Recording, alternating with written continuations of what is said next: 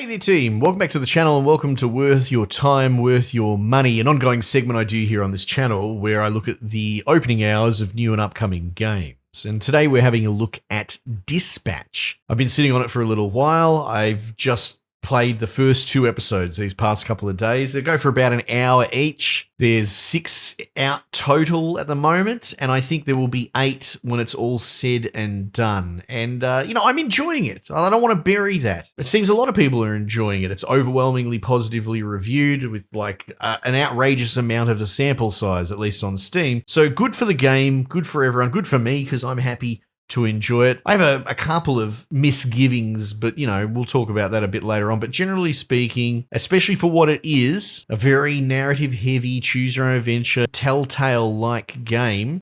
And I'm quite critical of games that are light on gameplay, mostly because that usually means low effort, right? Walking sim is a disparagement. Visual novel generally should be a disparagement as well. Less because a walking sim is explicitly bad. There are examples of excellent ones. The Invincible comes to mind. It's one of my favorite games I ever played. And I should probably replay Firewatch. It's like 10 years old now. I remember enjoying that too. So as long as the effort and the production goes into things that aren't strictly the gameplay, you can appreciate it. But I suppose, not to turn this into a lecture on fringe games and my criticisms of them, the point for disliking things that are barely games is because they're usually low effort. Shovelware, slop, choose your term. Anyway, not to be too negative, this is not that. This knows what it is, which is to say a TV show, comic book, narrative, superhero story. First 90% of it and, 10% of it gameplay. And even, on the 10% gameplay, it might be light, and it's taking different mechanics from a couple of different games, like This Is the Police, the dispatch system and all that, but it does it well, in a complementary fashion. It's pretty low entry, pretty casual stuff, like This Is the Police as an example. If you want a more robust version of Dispatch from a gameplay dispatch mechanic concept, go play This Is the Police. It's an excellent game, but that's sort of my point. This wears its inspirations well, and implements them well, but first and foremost, it is about that narrative experience. And they've pulled out all the stops. It's beautiful. It looks great in motion. It's a wonder to engage with and enjoy. Palette cleanser, whatever you want to call it. They've got a lot of voice cast behind it. They've brought in some YouTube celebrities like Moist Critical and Jacksepticeye. Aaron Paul is the main character, so he's pretty high profile, to be honest. They've even got, I think, a lot of the Critical Role voice actors are involved. And yes, I am quite critical of Critical Role and the Dungeons & Dragons space. I've said this multiple times, and honestly, it's a little bit beyond the scope here, because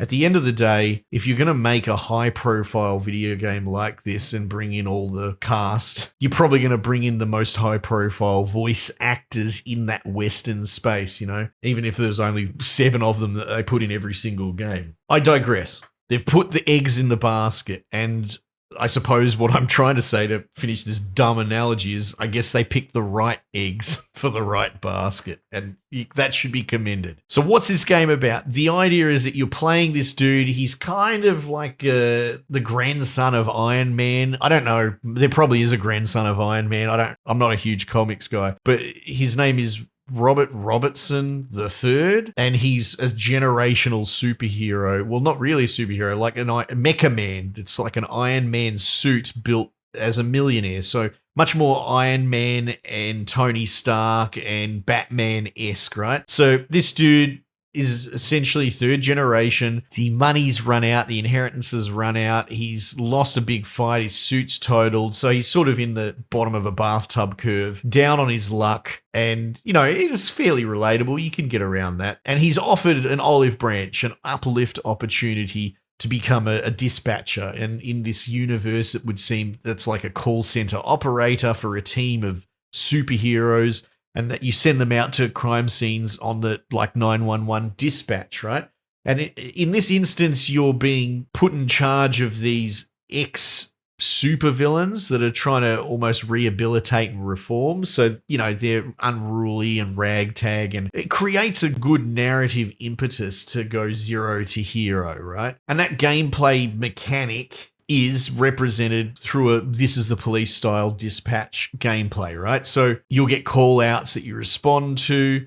It'll be like a cat stuck in a tree. The lines will be descriptive but riddle-like, right? You have to discern cat stuck in a tree, that's more of an agility job. Fighting villains is more of like a strength or might or whatever it is. Maybe there are ones that are more PR related or intelligence related, solve a problem. So you send out the appropriate dude for the appropriate problem. It's still early days, but even then the gameplay seems very light. But again, it's complementary.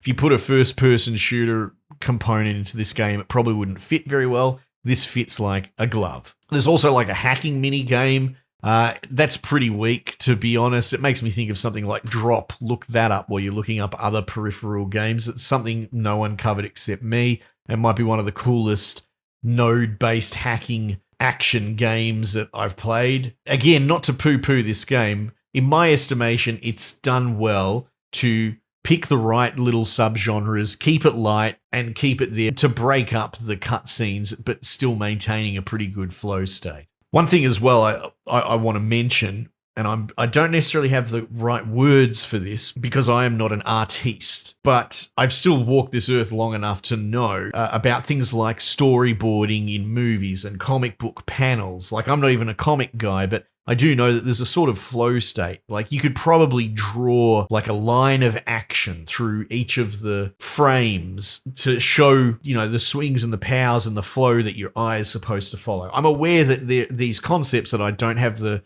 words to describe formally exist. And in this game, that is represented in the sort of QuickTime events that you have in cutscenes, which is really cool. It's actually an innovation on QuickTime that I haven't seen before. So like in the first episode, especially when you're playing as Mecha Man and he's in a punch-up, like you'll be swinging punches and all that, and it's following this line of action, for lack of a better term, and you swipe with it. And like I said, it's a small thing, but it's considered. It's very clever. It's complementary. This is why I can't really be harsh on this game for being gameplay light, because it knows exactly what it is, but what gameplay is there is implemented in a sensible fashion. I will say that a lot of the humor, however, is pretty cringe through my perspective. How do I put this without upsetting people? Look, as soon as you say politics or woke or something like that, people switch off. They freak out, right?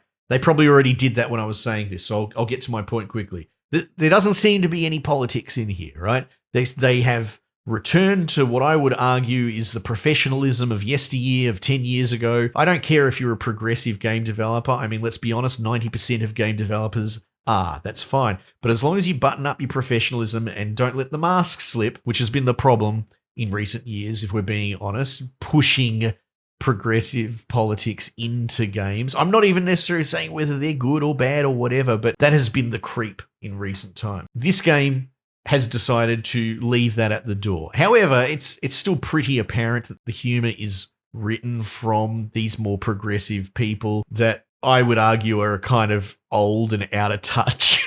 And so I find all the dick jokes and the fuck this, fuck that a bit, hey kids, how do you do? But that's not to say that it's all misses, right? Some of the stuff really made me giggle, like fist bumping this roided out Islander type dude at the toilets. He seemed pretty cool. The water boy, the janitor that's working for you, spewing up water on your keyboard to mop it up. Like, a couple of these things did tickle me. There's a stand-in for your Superman dude, phenomenon man. I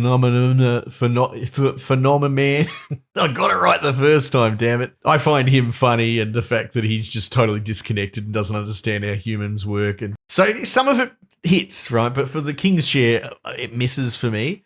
But at the same time, again, I'm a big boy, I'm a grown up, and I can recognize that, yeah, that sort of humor is written from people different from me, from, let's say, a different leaning from me. But that's okay, right? I'm glad that it exists. I want it to exist. I want all of us to play nice in the kiddie pool, right? And just leave our politics and all that nonsense outside the door, to be honest. And so, yeah, its worst crime in my eyes is that some of the humor is a bit cringe, but there are plenty of people. In fact, even looking at my stat screen on the choices I made and all that, I was in the minority for almost every single choice, right? Except fist bumping at the urinal. Apparently 95% of people did that. So I guess I'm still human after all. Anyway, my point for that, and I don't want to spend any more time than I've really spent on it, is you might look at this from a distance and you do get a vibe, right? Oh, is this game going to browbeat me politically? I'll admit that that's might be why I was a little bit apprehensive to jump into it in the first place. And so far, it seems not. It seems, honestly, like the return to form of the genre it's trying to resurrect. You know, the Telltale games from 10 years ago, like specifically the Zenith in, you know, Tales from the Borderlands 1. There's a bit of like Wolf Among Us in here, but it's definitely more Borderlands, right? More humor. And I'm sure if I went back to that and played that again now, jaded as I must be, I would probably find a lot of that humor cringe as well. Anyway, the game is a return to form to a genre that's been dead for 10 years, and I'm pretty sure that's why people from all over the spectrum, let's say, are enjoying it, self-included, and it deserves every bit of its success. And my hope is that it stands as a beacon for, well, as mentioned, you know, cleaning up the professionalism of letting the mask slip, to keep that analogy going, but also for aspiring narrative-heavy games that want to be borderline walking sims or whatever. You know, bring your A game, bring your quality. If you're not going to have a gameplay loop, you better make sure your story is solid and your production quality is AAA. Anyway, beyond that, I'd be waffling. It's really cool. I'm curious to see where it goes with the following episodes. You should check it out yourself, but we'll wrap it up there. Team, might just leave it there for the time being, and I'll catch you guys on the next one.